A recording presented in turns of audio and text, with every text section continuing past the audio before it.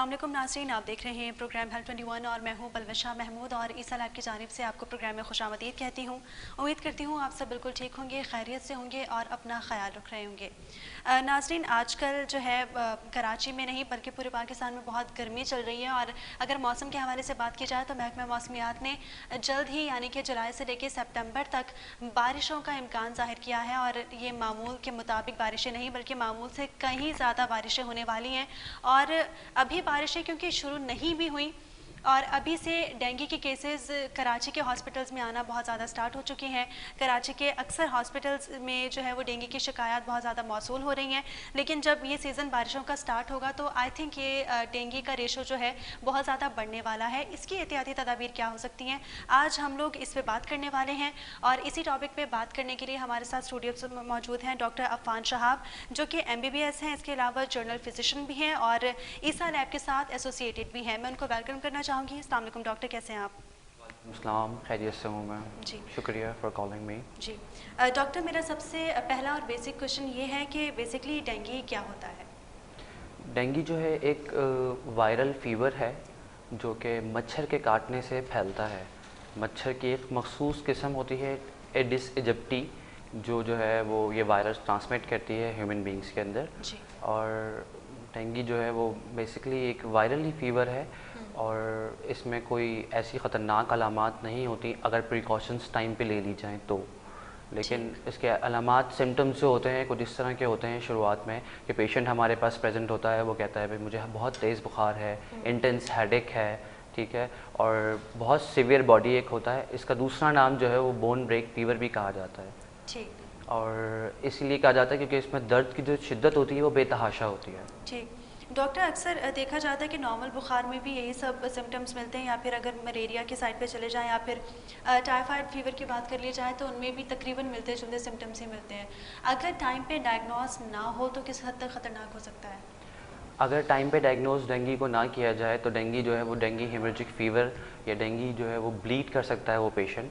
और जब वो ब्लीड करता है क्योंकि इसमें प्लेटलेट्स जो होते हैं वो बहुत अहम होते हैं, और प्लेटलेट्स जब अगर आपके गिरना शुरू हो जाएं वो ऐसे होते हैं कि आप अगर कहीं पे कट लगता है तो इंजरी का आपको कोई इंजरी होती है तो वहाँ पे क्लॉटिंग जो कराते हैं वो प्लेटलेट्स कराते हैं। और जब भी कोई इंजरी होती है प्लेटलेट एक्टिवेट होकर उस साइट पर आते हैं, वहाँ पे आके क्लॉट बनाते हैं ताकि जो है आपका ब्लड जो है वो लॉस ना हो सके। लेकिन डेंगू वायरस जो है डायरेक्टली प्लेटलेट पे अटैक करता है, जिसकी वजह से प्लेटलेट जो है वो डिक्लाइनिंग पैटर्न के अंदर आते हैं, बहुत तेज़ी से गिरना शुरू हो जाते हैं।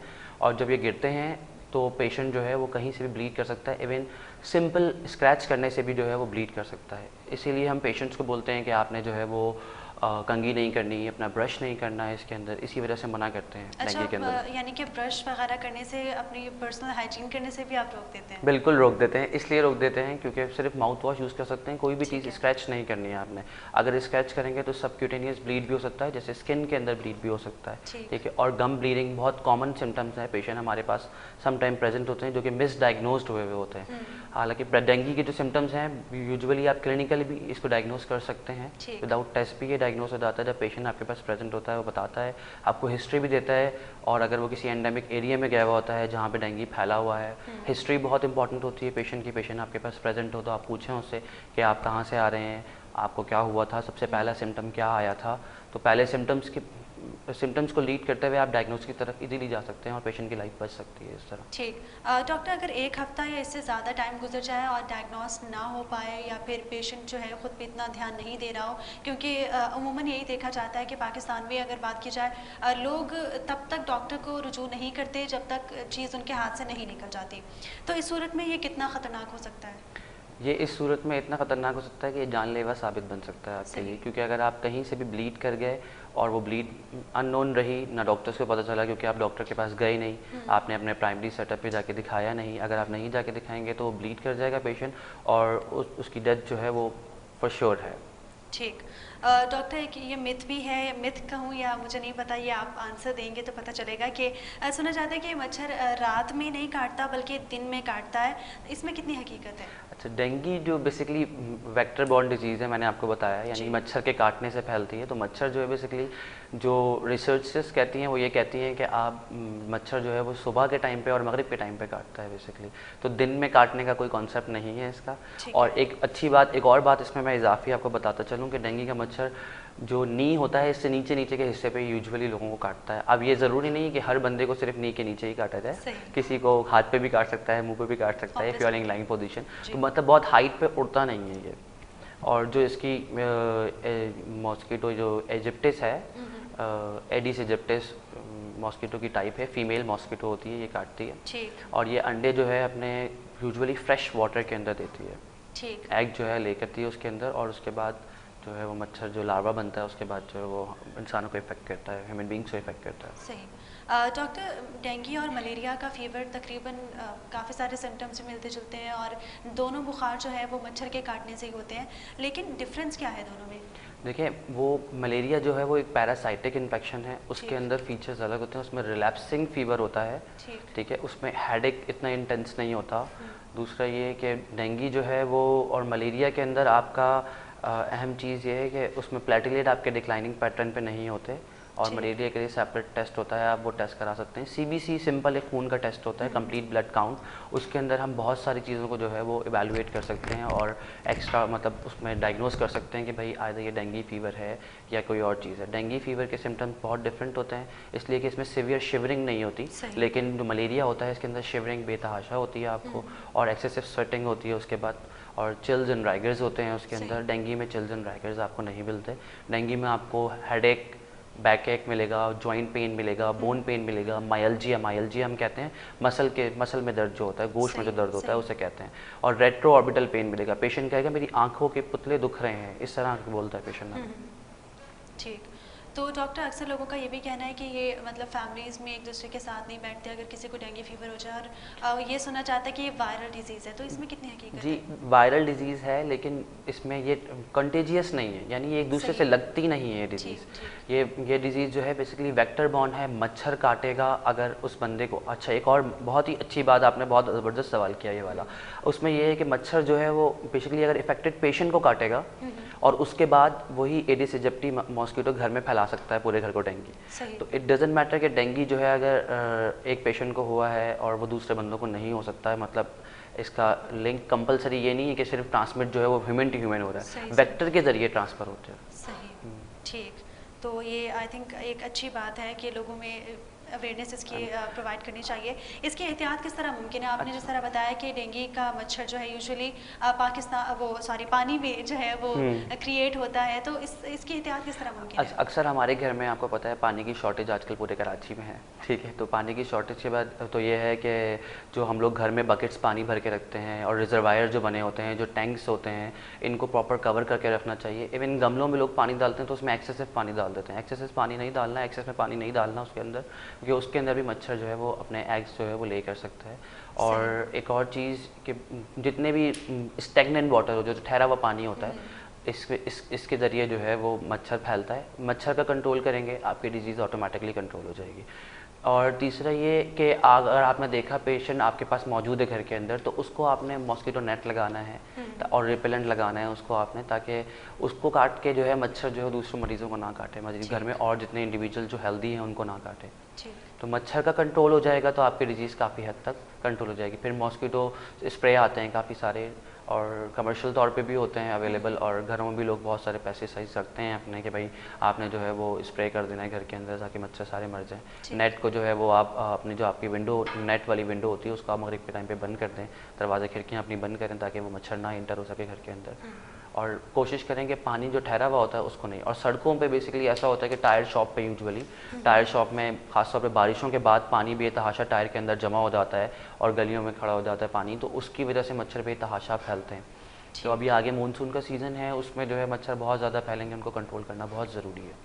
बिल्कुल, मच्छर मानसून सीज़न में काफ़ी फैलता है और कंट्रोल करना बहुत ज़रूरी है। डॉक्टर, घरों में तो हम अपनी एहतियात खुद कर सकते हैं, घर में पानी किसी बर्तन में जो है वो जमा होने ना दिया जाए, या फिर अपनी एहतियात हम खुद कर सकते हैं। लेकिन आपको नहीं लग रहा कि जिस तरह मानसून सीज़न स्टार्ट होने वाला है तो हमारी गवर्नमेंट को इसके लिए कोई इकदाम करने चाहिए अवेयरनेस के लिए, या फिर गंदगी से बचने के लिए, या फिर इन बीमारियों से आवाम को बचाने के लिए कोई इकदाम करने चाहिए? बिल्कुल, तमाम तरह इकदाम होने चाहिए, और इकदाम इस लेवल पे होने चाहिए कि इवन जो आपके इलाका है, एरिया है, उस पर मुहिम चलानी चाहिए और प्राइमरी केयर सेंटर्स को अलर्ट करना चाहिए इस चीज़ के लिए।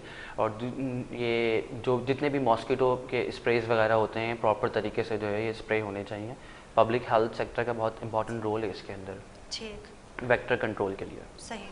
डॉक्टर, अगर बात की जाए पपीते के पत्ते के हवाले से, तो काफ़ी लोग डेंगू फीवर में जो है अपने पेशेंट को पपीते के पत्ते का जूस भी पिलाते हैं और बहुत प्रेफर करते हैं, और उनका ये मानना है कि ये बहुत ज़्यादा इफ़ेक्टिव होता है आपकी बॉडी पे और आपके प्लेटलेट्स को वापस रिकवर करने में बहुत हेल्प करता है। तो इज़ इट ट्रू? बहुत अहम सवाल है। अक्सर क्लिनिक पे, अक्सर हॉस्पिटल्स में पेशेंट आके यही सवाल करते हैं, डॉक्टर साहब पपीते के पत्ते का पानी दे दें इसको। तो बेसिकली होता ये है कि वोमिटिंग जो है एक वन ऑफ द सिम्टम है डेंगू फीवर का। सही। और जब हम पपीते के पत्ते का पानी देते हैं तो पेशेंट जो है वो बहुत मज़ीद वर्सन हो जाती है उसकी कंडीशन, और वो ऑलरेडी इतना डिहाइड्रेटेड होता है, पानी की कमी बेतहाशा हो रही होती है उसको। और पेशेंट को जब हम पपीते के पत्ते का पानी देते हैं उसका स्टमक मज़ीद और डिस्टर्ब हो जाता है। Even it can lead to gastric ulcer. तो गैस्ट्रिक अल्सर हो जाता है पेशेंट को और पेशेंट मज़ीद वर्सन कंडीशन की तरफ चले जाता है। अगर पेशेंट को वोमिटिंग नहीं है, पेशेंट वो है, फिर भी आपने अवॉइड करना है इसको, पपीते के पत्ते का पानी नहीं देना आपने। ठीक। तो मतलब जो अब तक लोग, काफ़ी सारे लोगों का ये क्वेश्चन होता है कि हमारा जो पेशेंट है वो पपीते के पत्ते के पानी से जल्दी रिकवर हो जाता है, और इवन वो काफ़ी सारे केसेस में तो ये भी सुनने में आता है कि वो डॉक्टर से छुप के पेशेंट को पपीते का पत्ते का पानी पिला रहे होते हैं। तो ये कितना वर्स्ट हो सकता है? क्या ये जानलेवा भी साबित हो सकता है? बिल्कुल, ये जानलेवा भी साबित हो सकता है, इसलिए कि पेशेंट इतनी एक्सेसिव वोमिटिंग कर जाएगा, उसे मेटाबॉलिक डिस्टर्बेंस हो सकती है। ठीक है।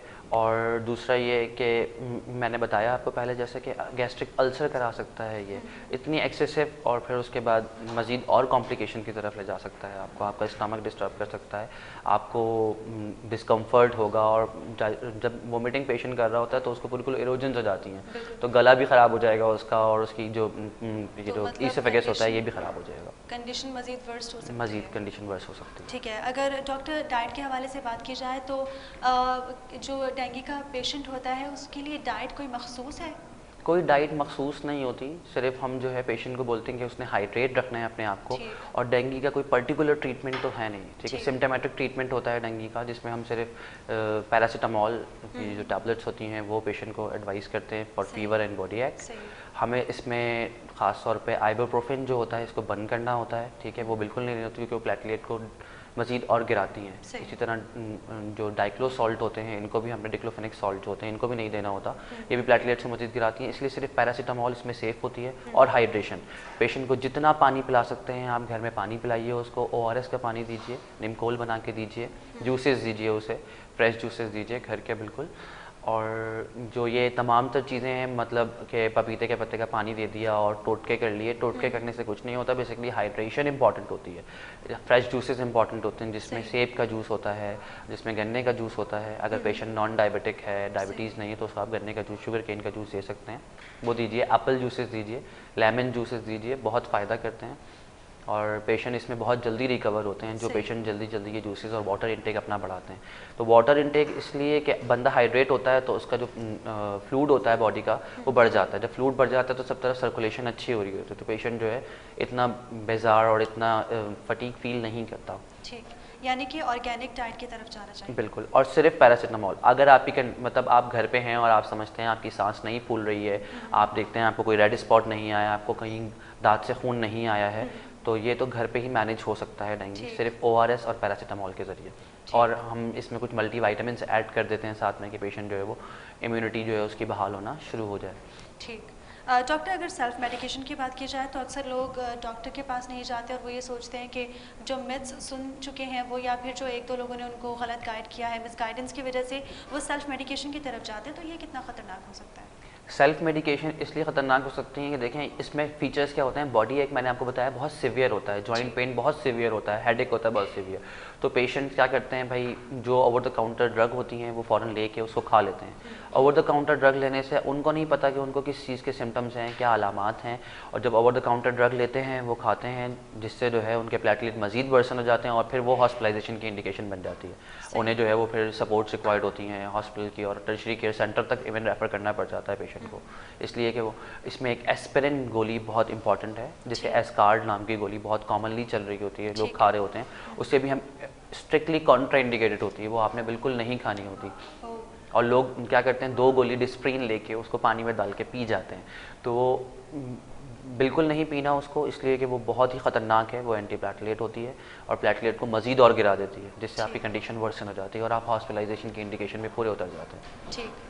डॉक्टर एक बार फिर से अगर डाइट के हवाले से बात कर ली जाए तो आपने बताया कि ड्यूरिंग दैट फीवर आपको अपनी डाइट क्या रखनी चाहिए, लेकिन आफ्टर रिकवरी आपको कुछ टाइम जो है ऑब्वियसली अपनी केयर करनी होती है, तो उसके लिए डाइट आपकी क्या ज़रूरी है? क्या सेम डाइट पे फोकस करना चाहिए? बिल्कुल, उसके रिकवरी के बाद भी आपने अपनी हाइड्रेशन को बहुत अच्छा रखना है, आपने पानी का इस्तेमाल ज़्यादा करना है और खाने पीने पे भी आप प्रोटीन ज़्यादा इनटेक करना शुरू कर दें। प्रोटीन ज़्यादा लेंगे तो आपकी इम्यूनिटी बनेगी। फ्रूट्स का इस्तेमाल रखें मुसलसल, क्योंकि पोस्ट वायरल वीकनेस यूजुअली होती है। सही। और मैं एक बात और एडिशनल करना चाहता हूँ यहाँ पे कि डेंगी जो है वो ऐसा नहीं कि आपको एक बार हो गया तो दूसरी बार नहीं होगा, दूसरी बार भी रिकरेंट भी हो सकता है, क्योंकि डेंगी की 4 सीरोटाइप्स होती हैं। डेंगी 1, 2, 3, 4, डेंगी डेनवी करके, इस तरह डेनवी 1, 2, 3, 4 सीरोटाइप्स होती हैं। लेकिन जिसको एक बार एक सीरोटाइप से यानी एक इकसाम से अगर डेंगी वायरस हो गया तो वो दूसरी बार उस इकसाम से नहीं होगा, उसकी इम्यूनिटी लाइफ लॉन्ग होगी। तो ऐसा नहीं है कि आपको जो है वो एक ही बार डेंगी वायरस हो सकता है, आपको बार बार भी हो सकता है डेंगी। तो अक्सर पेशेंट आते हैं, कहते हैं भाई डॉक्टर साहब हमें तो डेंगी पिछले साल हुआ था, और जो दूसरी सीरोटाइप होती है और अगर सेम ही सीरोटाइप से दोबारा हो तो वो बहुत ही ख़तरनाक होता है, उसे डेंगी हेमोरेजिक फीवर कहते हैं। फिर हम उसमें सिर्फ पेशेंट जो होता है वो हॉस्पिटलाइजेशन की इंडिकेशन पे होता है, हमें फ़ौरन उसको टर्शरी केयर सेंटर पे भेजना पड़ता है, वहाँ जाके उसका ट्रीटमेंट शुरू होता है। ठीक ठीक। डॉक्टर काफ़ी सारे पेशेंट्स की ये शिकायत होती है कि आफ्टर दिस फीवर उनके बॉडी पे या फिर सॉरी ड्यूरिंग दिस फीवर उनकी बॉडी पे जो है वो ब्लैक स्पॉट्स पड़ना स्टार्ट हो जाते हैं, ख़ास तौर पे हड्डियों पे या फिर फिंगर्स के इन हिस्सों पे उनके ब्लैक स्पॉट्स पड़ना स्टार्ट हो जाते हैं। तो इससे अवॉइड करने के लिए क्या करना चाहिए? एक्चुअली ये जो फीवर होता है इसमें जो लीकेज होता है, प्लाज्मा लीकेज होता है इसके अंदर, और वो इस तरह होता है कि जो हमारे, मैंने आपको स्टार्टिंग में बड़ी एक बात की थी कि प्लेटलेट जो होते हैं वो डिक्लाइनिंग पैटर्न में होता है, उनका काम होता है कि फ्लूइड को एक की तरफ होल्ड करके रखना। ठीक है। अब जब हमारे पास प्लेटलेट डिक्लाइनिंग पैटर्न में होते हैं तो फ्लूइड जो है वो शिफ्ट होना शुरू हो जाता है। जब फ्लूइड शिफ्ट होता है तो वो स्किन के अंदर आ जाता है, हमारी स्किन के अंदर आता है। बेसिकली वो कोई स्पॉट नहीं होते, वो ब्लीड होता है, वो ब्लीड होता है। और जब हम उसको ब्लैंच करते हैं, मतलब जब हम उसको दबाते हैं तो वो ब्लैंच नहीं होता, वो ब्लैंचिंग स्कार नहीं होता, वो नॉन ब्लैंचिंग स्कार होता है। और वो इसे 3 कैटेगरी में हम डिवाइड करते हैं, पिटैकी, काइमोसिस एंड पर्पुरा। तो उसके साइज़ के हिसाब से हम उसको डिसाइड करते हैं क्या चीज़ है ये। और फिर वही हमें समटाइम पेशेंट आते हैं, प्रेजेंट होते हैं, उनको इसी तरह ब्रूजेस बने हुए होते हैं, नज़र आते हैं हमें, और हम जब उनको चेक करते हैं तो पता चलता है भाई ये जो है ना, इनको बेसिकली डेंगी की तरफ ये जा रहे हैं या इनके प्लेटलेट डिक्लाइनिंग पैटर्न में हो रहे हैं। क्योंकि प्लेटलेट सिर्फ डेंगी में नहीं और भी बीमारियों में डिक्लाइनिंग पैटर्न में आ सकते हैं। तो प्लेटलेट जो हैं इनके नीचे गिर रहे हैं, इसलिए हम उसको पेशेंट को फ़ौरन उसका एक CBC करवाते हैं, फ़ौरन एक टेस्ट करवाते हैं टू कंफर्म द डायग्नोसिस कि किस तरह पेशेंट फॉल हो रहा है हमारा। तो डॉक्टर मतलब आपने जिस तरह अभी बताया, मुझे ऑब्वियसली मेडिकल टर्म्स के हिसाब से तो नहीं पता, लेकिन क्या ये बॉडी में ब्लड की क्लॉटिंग हो जाती है जिसकी वजह से ये स्पॉटिंग होती है? वो एक अलग कैटेगरी है, उसमें भी DIC वो डेंगी हेमोरेजिक फीवर की तरफ जाता है पेशेंट उसमें। तो उसमें डिसएमिनेटेड इंट्रावास्कुलर कोगुलेशन, यानी वेजल्स के विद इन द वेजल्स ही जो है क्लॉट बनना शुरू हो जाते हैं। जब क्लॉट बन जाते हैं तो फिर पेशेंट जो है वो स्ट्रोक में जा सकता है, पेशेंट जो है वो हमारा MI हो सकता है उसको। अगर मतलब जब भी DIC होता है पेशेंट शॉक में जाता है, ठीक है, शॉक में जा सकता है, उसकी blood supply to the target organ जहाँ पे ब्लड सप्लाई देनी है वहाँ पे हैम्पर हो सकती है, जिसकी वजह से जो है वो पेशेंट की डेथ हो सकती है। लेकिन इतनी ख़तरनाक मोर्टेलिटी रेट डेंगी की नहीं है अगर प्रॉपर केयर की जाए, प्रॉपर ट्रीटमेंट ले लिया जाए, इनिशियली डॉक्टर को दिखा लिया जाए, अपने करीबी बुखार आने के फ़ौरन बाद दिखाया जाए, तो इतनी ख़तरनाक जो है वो अलामत सामने नहीं आती। और 1% टोटल मोर्टेलिटी रेट है इसका, तो इतना ख़तरनाक नहीं है मोर्टेलिटी रेट इसका। ठीक।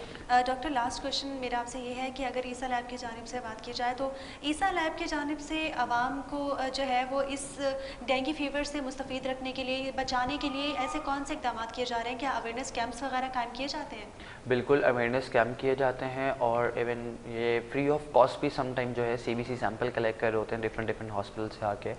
और डेंगी NS1 एक टेस्ट होता है जो कि कन्फर्मेटरी टेस्ट होता है एंटीजन का, जिसमें हम देखते हैं डेंगी वायरस को देखते हैं, वो टेस्ट हम करा लेते हैं। बिल्कुल, ईसा लैब की जानिब से ईसा लैब की जानिब से दोनों चीज़ें अवेलेबल हैं। डेंगू IgG IgM एंटीबॉडी हम टेस्ट करा सकते हैं। वो टेस्ट जो है वो हम तीनों टेस्ट ये फ़ौरन करके देते हैं और 24 आवर्स इनकी सर्विस अवेलेबल होती है। किसी वक्त भी आप टेस्ट करा सकते हैं। होम कलेक्शन सैंपल इनके मौजूद होते हैं, मतलब आप कलेक्शन करवा सकते हैं, होम कलेक्शन होती है। बिल्कुल नाज़रीन, ईसा लैब की जानिब से एक बहुत अच्छा ये इक़दाम है कि वो फ्री में भी, फ्री ऑफ कॉस्ट भी जो है वो इसके जो टेस्ट किए जाते हैं ईसा लैब की जानिब से। इसके अलावा नाज़रीन, हम लोग आज डेंगू पे बात कर रहे थे कि डेंगू के सिम्टम्स क्या हैं, एहतियाती तदाबीर क्या हैं, डाइट क्या है और किस तरह बचा जा सकता है। इसी पर बात करने के लिए हमारे साथ स्टूडियोज़ में मौजूद थे डॉक्टर अफ़ान शहाब, जो कि MBBS हैं और इसके अलावा जर्नल फिजिशियन भी हैं और ईसा लैब से एसोसिएटेड भी हैं। मैं उनका शुक्रिया अदा करना चाहूँगी कि बोया उन्होंने अपने कीमती वक्त दिया। इसी के साथ ही मुझे और मेरी पूरी टीम को इजाज़त दीजिए। अल्लाह हाफ़िज़।